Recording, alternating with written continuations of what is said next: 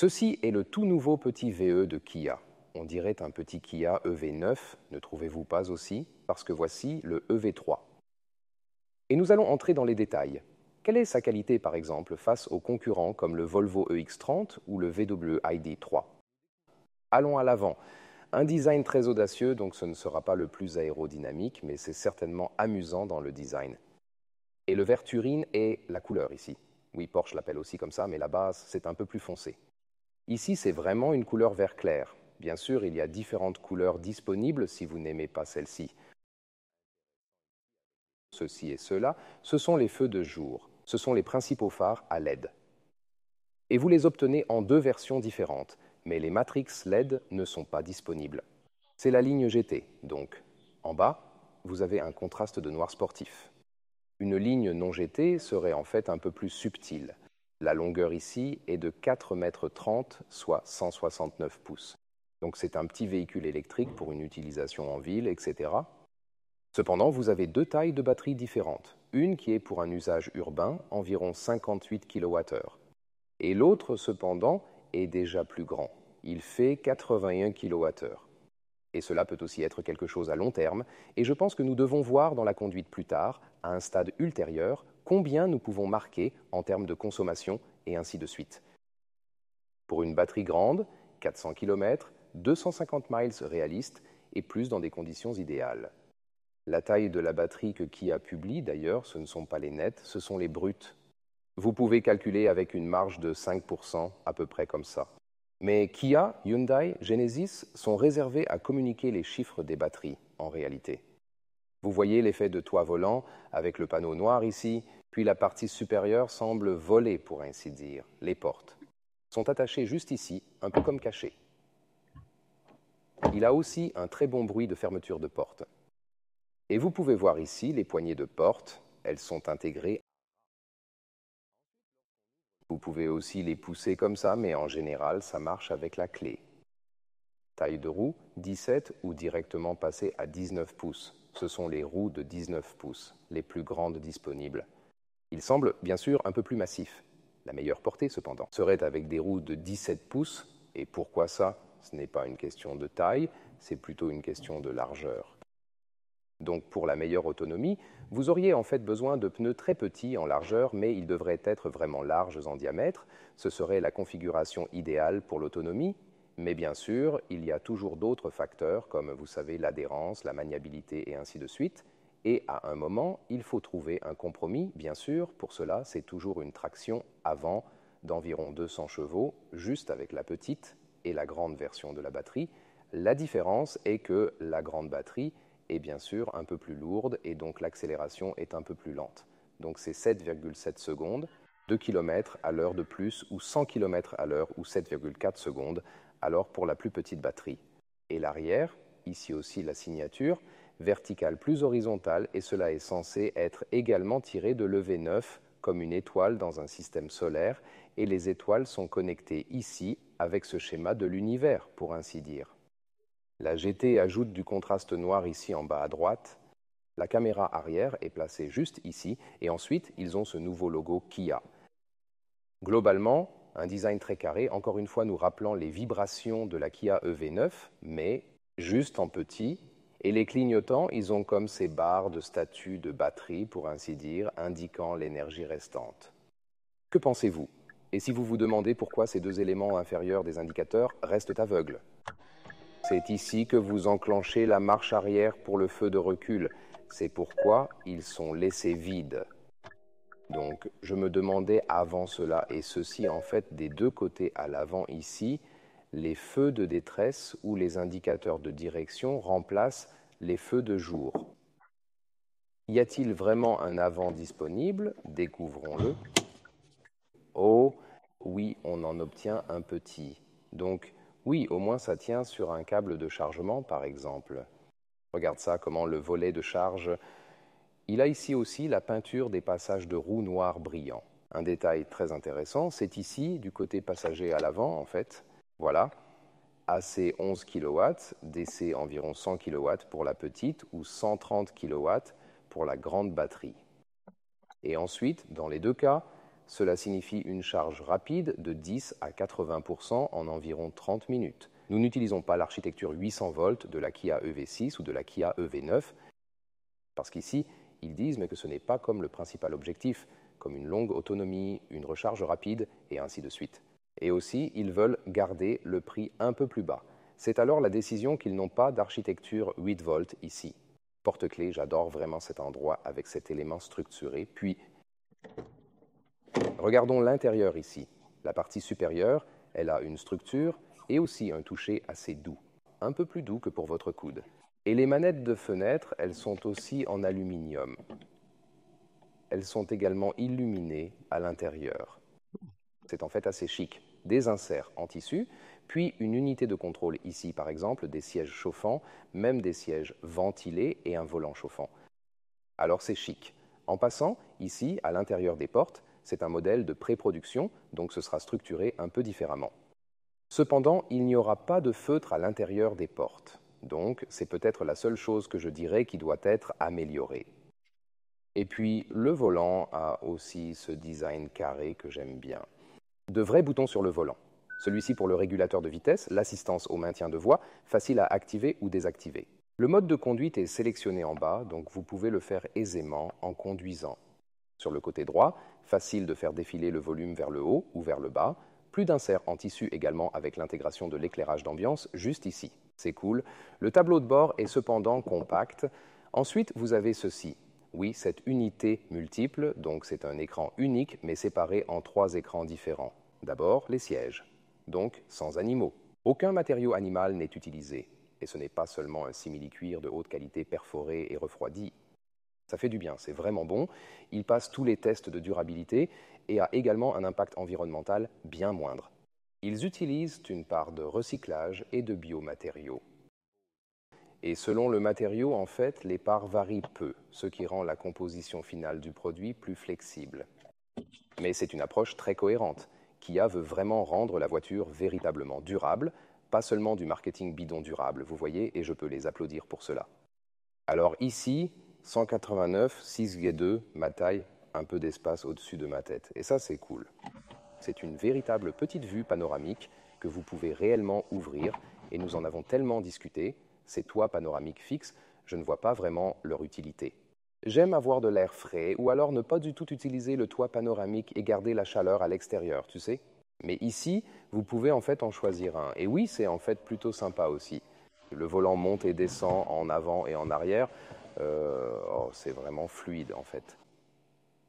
Et les commandes sont situées ici derrière le volant.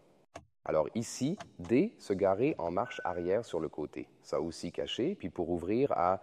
Voilà, très bien joué Michel. C'est ici pour démarrer ou arrêter le véhicule juste là-bas. Les sièges sont vraiment confortables. Mon préféré, c'est l'appui-tête, qui est très bien ajusté. Il a cette housse en tissu et un rembourrage vraiment doux. C'est vraiment super relaxant, en effet. Alors, cette zone est tellement, regardez ça, luxueuse.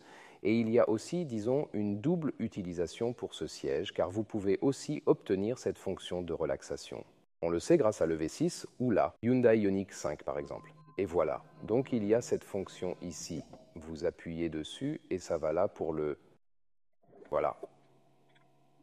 Encore un peu, voilà. Cela positionne en fait la partie arrière. Vous pouvez aussi la déplacer encore plus avec le bouton normal comme ceci, et la partie inférieure monte. Puis ici pour le siège du conducteur, comme ça. Et vous pouvez imaginer comme un arrêt de recharge, par exemple, et ça prend peut-être 30 minutes de 10 à 80%, donc vous chargez, et puis vous pouvez simplement vous détendre. Oui, alors le fil, ce bouton, puis vous pouvez encore abaisser celui-ci, et oui, faire une petite sieste, par exemple, ou faire d'autres activités relaxantes. Alors ici, vous pouvez ouvrir celui-ci, et ensuite vous avez comme cette table, je dirais, et vous pouvez la faire glisser encore plus en avant, et un cas d'utilisation serait de l'utiliser comme une table de travail, comme ici. Pour l'ordinateur portable, vous voyez, il fonctionne comme ça. Bien sûr, je remettrai le siège en place ensuite. Même quand c'est encore en bas, ça s'ajuste toujours ici dans la partie supérieure comme ça. Mais probablement, ça aurait plus de sens comme ça et ensuite travailler un peu. Donc je pense que c'est vraiment sympa qu'ils aient aussi pensé à ces petits détails-là. Et vous pouvez aussi le remettre en place. Ensuite, le cockpit ici, vraiment intéressant. Ils ont utilisé de jolis panneaux ici. Écoutez ça. En même temps, ils ont aussi une bonne interface utilisateur parce que, par exemple, ici, regarde ça. L'unité climatique, toujours manuelle à contrôler, donc c'est une solution facile, et même pour le passager là-bas, aussi pour les bouches d'aération ici, pour les ouvrir et les fermer, commande de volume manuelle. Pour les nouveaux véhicules, nous n'avons plus ça et ce sont des touches rapides pour l'infodivertissement, vous le sentez, peut-être aussi l'entendez. Ils vous donnent en fait aussi un retour d'information. Nouveau d'ailleurs, dans le guidage, il calcule maintenant les arrêts de charge dans le GPS interne de la voiture et trouve également un optimum jusqu'à quel pourcentage vous devriez charger. Ensuite, la Kia EV6 et EV9 recevront une mise à jour. Ici, 12,3 pouces de chaque côté et au milieu 5,3 pouces. Et ceci est juste un écran pour l'unité climatique qui affiche alors la température à laquelle vous êtes, la vitesse du ventilateur et ainsi de suite. Donc c'est une solution très propre et agréable. Et ici, vous avez ensuite les infos les plus importantes comme la vitesse et ainsi de suite la portée. Et sur le côté droit, le système d'infodivertissement avec cette vue d'accueil, il y aurait tous les réglages que vous pouvez probablement utiliser là. Et bien sûr, Apple CarPlay, Android Auto sont également disponibles, ce qui sera utilisé la plupart du temps. Et vous pouvez aussi avoir un affichage tête haute. Et ici, d'ailleurs, Apple CarPlay sans fil. Vous pouvez désormais charger avec le câble et encore utiliser des chargeurs BC ici en bas. Et ici, vous pouvez basculer si vous voulez juste charger ou si vous voulez aussi ce chargeur USB-C pour la connexion. Et puis, vous pouvez l'allumer à la demande. Ensuite, il y a un tapis de charge inductive ici. C'est cependant comme, je veux dire, ça ne donne pas l'impression d'être de haute qualité, ce sol en caoutchouc ici. D'un côté, les choses ne volent pas. Avantages et inconvénients. Ici, espace ouvert, mais vous pouvez aussi ouvrir ces portes gobelets ici. Eh bien, c'est comme la vitesse de la lumière, non? C'est plus rapide que tu ne peux réellement le voir. Eh bien, est-ce que ça fait mal?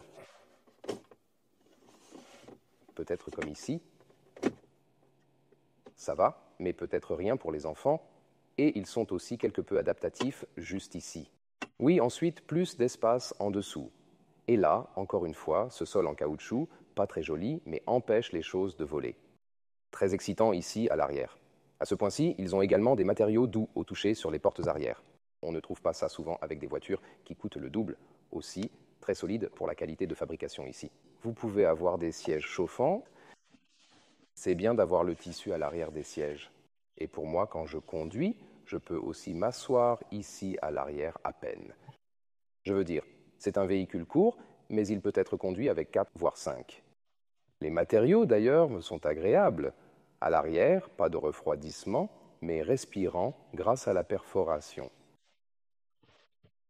Ça marche avec 5 adultes de grande taille. Incroyable. Bien sûr, avec les genoux, c'est un compromis. Des chargeurs USB-C cachés ici, à l'arrière du siège. Il y a aussi un bon endroit pour le mettre juste là. Il y a un peu d'espace. C'est une plateforme pour les véhicules électriques avec un plancher traversant. C'est aussi un truc, parce que peut-être que vous y avez pensé, attendez une minute, il y a aussi la Kia Soul EV et la Kia Niro EV. La Soul EV va bientôt disparaître. Ils continueront de la vendre en Amérique du Nord en version moteur à combustion. Et la Niro EV n'est pas une plateforme dédiée. C'est plus d'espace pour les jambes à l'arrière, plus long.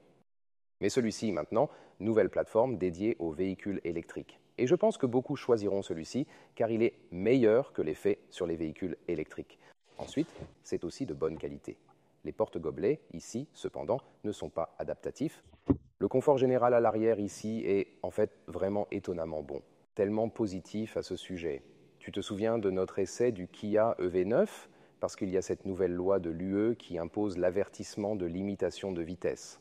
Même si vous dépassez la vitesse d'1 km à l'heure, ça émet toujours 3 sons d'avertissement, comme bip, bip, bip. Alors Kia et Hyundai, ils ont un signal d'avertissement. Cependant, il existe désormais un raccourci pour le désactiver. Mercedes, BMW et Tesla offrent ces raccourcis. Kia maintenant aussi. Dans l'EV3, il sera mis à jour via des mises à jour en ligne pour l'EV6 et l'EV9. Et le secret, c'est, comme Mercedes le fait, appuyer et maintenir le bouton de volume pendant 4 secondes, puis le son d'avertissement de la limite de vitesse est éteint. Vraiment exclusivement que nous pouvons vous montrer ça seulement ici. Et encore une fois, c'est la loi de l'UE. Cela ne concernera pas certains autres marchés, mais c'est vraiment important parce que le EV9 était presque inconduisible avec celui-là. Et même si vous respectez toujours les limites de vitesse, comme moi, il n'est pas toujours possible de maintenir exactement 50 km à l'heure. Parfois, j'atteins 49 ou 51, ça arrive, tu sais. Donc, c'est bien que tu puisses vraiment l'éteindre si tu veux. Et une fonctionnalité que j'aime vraiment est la suivante. Donc, quand vous avez tout dans les mains, vous vous approchez du véhicule par l'arrière. Voilà, bip bip bip, le tag s'ouvre, vous pouvez l'activer ou le désactiver dans le système d'infodivertissement. Nous savons depuis très longtemps grâce à Hyundai et Kia, c'est vraiment une excellente fonctionnalité. Vous pouvez très facilement charger et décharger de nombreuses choses. Regardez ça. Alors c'est le coffre, voilà un petit couvercle ici, tout a l'air bien, et 1 mètre ou 40 pouces de largeur, la longueur est d'environ 80 cm ou 31 pouces et la hauteur est d'environ 68 cm ou 27 pouces. Vous pouvez facilement rabattre les sièges aussi d'ici 2 tiers, 1 tiers. Voilà, c'est l'installation maximale. Et quand je sors les bagages, tu peux aller un peu plus haut que ça parce qu'il y a un double fond ici. Donc, le câble de charge, on peut aussi le mettre ici. Vous pouvez le retirer complètement ou bien le glisser en dessous comme ceci et vous en auriez encore plus. C'est alors en fait 80 cm ou 32 pouces. Donc c'est très bien fait et la capacité est de 460 litres. Oui, jusqu'à 1250 litres maximum. Et quel détail manque? Capacité de remorquage. Il y a 300 kg pour la version à petite batterie. 1000 kg ou 1 tonne pour la version avec la grande batterie. Y aura-t-il une version à 4 roues motrices? La technologie de la plateforme le permet. Ils ne disent encore rien à ce sujet, mais je m'attends à ce qu'il y ait une version à 4 roues motrices à un stade ultérieur. Mais ils commencent alors avec la traction avant, ensuite la recharge bidirectionnelle. Ils la rendront également possible pour ce véhicule aussi intéressant. Et une pompe à chaleur est disponible en option ou lors de l'emballage final, peut être également incluse dans certaines finitions supérieures, et ainsi de suite. Et au moment de ce tournage, ici, cette vidéo, les prix ne sont pas encore révélés, mais nous vous tiendrons bien sûr informés de cela au plus tard quand nous conduirons celui-ci ici. Que penses-tu de la toute nouvelle Kia EV3? Parle-moi un peu de ça. Et ils disent au moins qu'ils veulent garder les prix, tu sais, très compétitifs par rapport à une Volvo EX30, VW ID.3, Cupra Born, Renault Mégane E-Tech, et ainsi de suite. Donc j'ai hâte. Je pense que globalement le concept a l'air cool. Voyons comment ça se passe avec l'efficacité de consommation, bien sûr, car cette très belle petite Kia EV9 au design sympa